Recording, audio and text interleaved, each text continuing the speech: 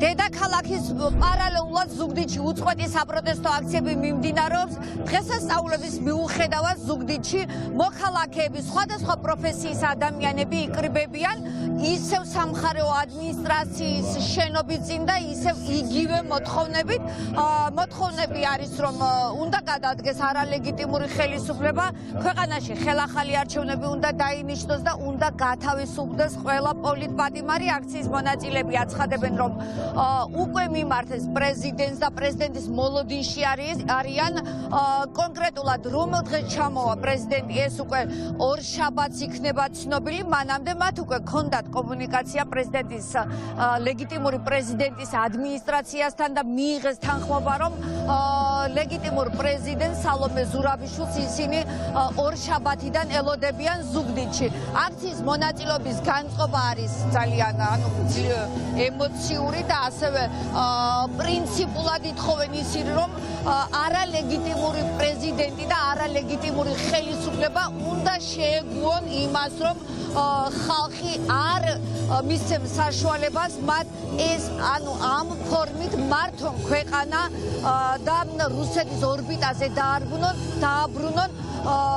ხელისუფლებამ ცალსახად განაცხადა მას შემდეგ, რაც ჯერ არჩევნები გააყალბა, შემდეგ კონსტიტუცია მიიტაცა, შემდეგ ლეგიტიმური პრეზიდენტის გვერდისავლით არალეგიტიმურად პარლამენტის შეკრიბა და ცალსახად გააკეთა განცხადება, რომ მათ შეაჩერეს ევროპულ გზაზე სვლა. სწორედ ამან გამოიწვია ხალხის მღელვარება, სახალხო და საყოველთაო პროტესტი და სწორედ აი ამ უწყვეტი პროტესტის შედეგად მოსახლეობა აქციის მონაწილეები ფიქრობენ, რომ ხელისუფლებას იძულებულს გახდიან, რომ ქვეყანაში დაანიშნინონ ხელახალი არჩევნები.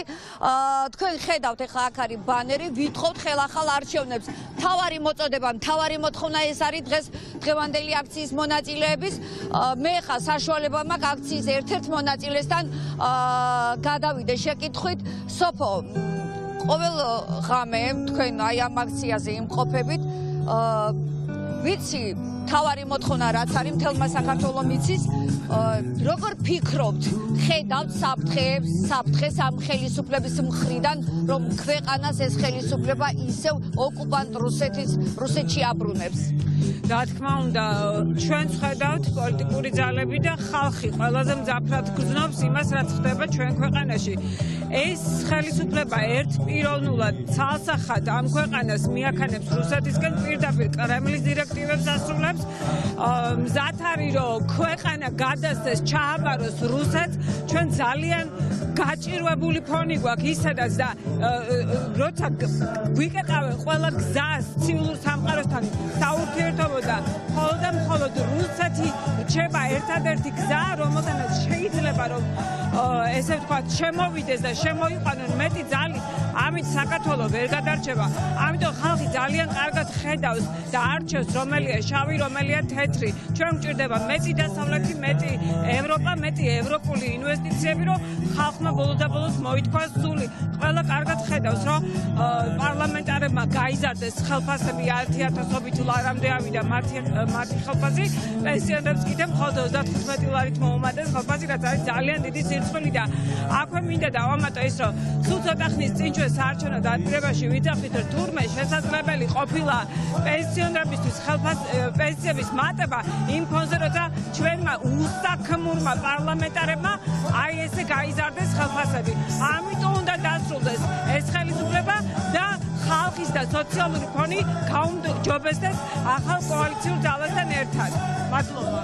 კიდევ ერთი აქციის მონაწილე ციცინო, ხედავთ თუ არა საფრთხეს, რომ ხელისუფლება იმ კეთილდღეობაზე, რასაც ევროპული კეთილდღეობა ქვია ხალხის და ქვეყნისთვის, თქვა უარი და ქვეყანას ოკუპანტ რუსეთში აბრუნებს, ალბათ სხვა სახელმწიფოს ვერ დაასახელებთ, რომლის ხელისუფლება საკუთარი ხალხის ნების საწინააღმდეგოდ ასე იქცევა. ხედავთ აი ამ საფრთხებს დღევანდელი ხელისუფლების, არალეგიტიმური ხელისუფლების მხრიდან. საფრთხე საკმაოდ რეალურია, იმიტომ რომ ჩვენ დიდი ხანია უკვე ავწვდით ჩვენს ევროპულ კურსს და ეს ძალიან ბევრ რამეში გამოიხატება ჩვენს ქვეყანაში თითეული ნაბიჯი, რომელიც გადადგმული იყო ბოლო წლის განმავლობაში, ნელ-ნელა გვაცილებდა ჩვენს ამ ისტორიულ კუთვნილ ადგილს ევროპაში. ამიტომ ძალიან მნიშვნელოვანი პროცესები ხდება დღეს საქართველოში და ამხელა ენერგია, რომელიც ამ 38 დღის მანძილზე დაგროვილია ადამიანებში, ეს უკვალოდ ნამდვილად არ ჩაივლის და თითეული ადამიანის ბრძოლა ევროპული მომავლისთვის იქნება აღიარებული და ჩვენ ძალიან მალე ნახავთ ამ შედეგებს. აქცია დაახლოებით 1 საათში დაიწყება. დღეს აქცია 7 საათზე იყო დაგეგმილი და სწორედ ეხლა იწყებს მოქალაქეები აქ შეკრებას.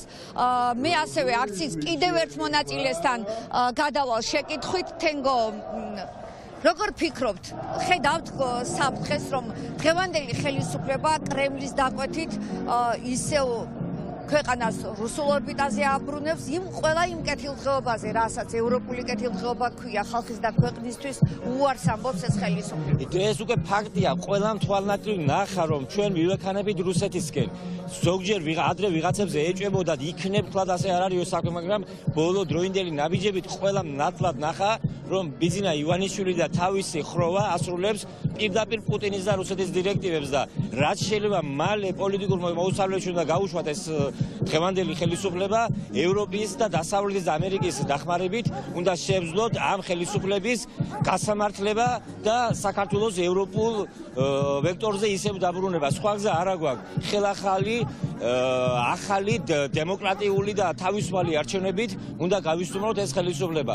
ხალხო, გამოდით გარეთ და ერთად შევძლოთ ეს ყველაფერი, რაც აუცილებელია ჩვენი ქვეყნის განვითარებისთვის. სწორედ მთავარი არის დღეს აქ მოქალაქეების განწყობა, ის სულისკვეთება, რაც აქ ხა იგრძნობა. დღეს აქციას ოკუპირებული გალიდან შემოუერთდებიან ახალგაზრდები, სწორედ ისინი აცხადებენ, რომ დღეს ყველაზე მეტად მათი უსაფრთხოება არ არის დაცული და დღევანდელმა არალეგიტიმურმა ხელისუფლებამ ოკუპირებულ აფხაზეთში მცხოვრები მოქალაქეები მხოლოდ მტრის ოკუპანტი რუსების ანაბარად დატოვა.